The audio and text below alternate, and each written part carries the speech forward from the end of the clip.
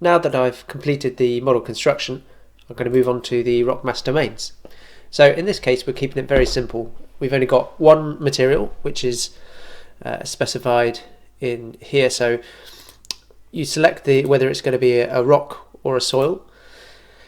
If it's a rock, then these properties appear here, which are the properties that are required for the improved unified constitutive model, which is IUCM. Again, if you've got any doubt with what these are, then simply just pull up the help and you'll see some explanation there. So we've got the density, Young's modulus for the intact material, that is, geological strength index, and then I've entered an MI, a UCS. Now it's very important that this is for the strength of the intact rock blocks that are bounded by the discontinuities.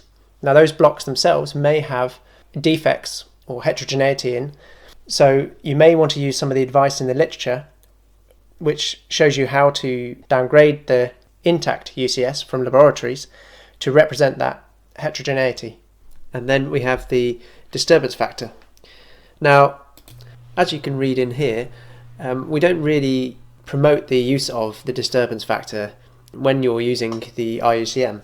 Now this is really because the largest part of the D factor is actually the damage that results due to the stress relaxation as you excavate a rock mass, and that is inherently built into IUCM as part of the strain softening, and these values here are for the residual strength as well as the critical strain reduction value.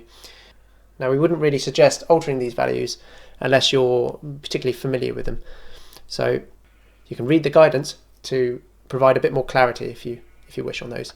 So moving forward to the anisotropy, IUCM can actually represent this explicitly using ubiquitous joints. So if you select this, you can assign a dip and dip direction and a minimum MI and an anisotropic factor. Now that factor is the relationship between your maximum UCS and your minimum UCS. So it'd be really important for representing that weakening effect of, say, foliation, bedding or schistosity.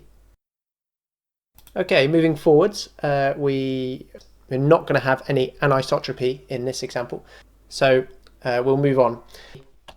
Just to highlight here, I can actually enter some names into the domains here, so let's just try to say like this, and then you can add further domains in by entering the plus button, and obviously adding more names, and again entering your values. So I'll just remove that and remove that because we've only got one here, and I'll change that back to host. Okay, so moving forward to the faults, we've actually got two faults in this example.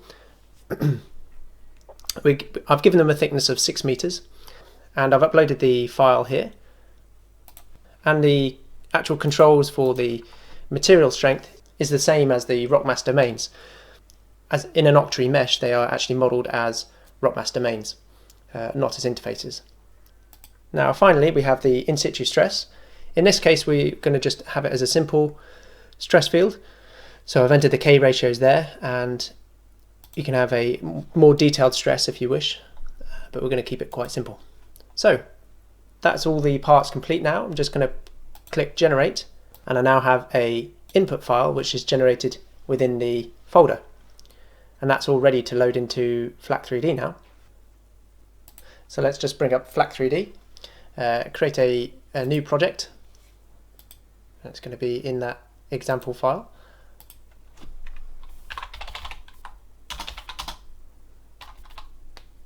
Now we'll just open the input file. Now clicked on edit there, it's important. And you can see it's all there ready to run now.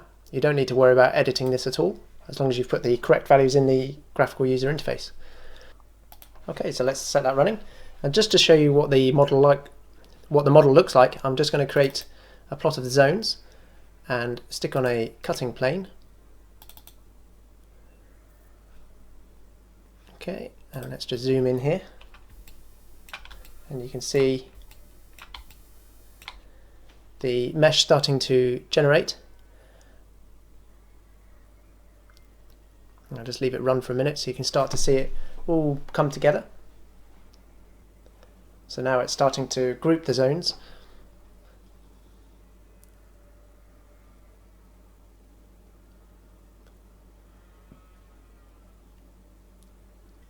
You can see the area of interest now defined, which has the higher density mesh. And in there, that's probably an intersect of a fault. And it's generated a save file for the mesh. And now it's moved on to the next stage, which is assigning the actual geometries. So now it's saved that. So of course you can restore from these points at any time if you wish. Now it's actually saving the model inputs. It's assigned all the strength values to the domains.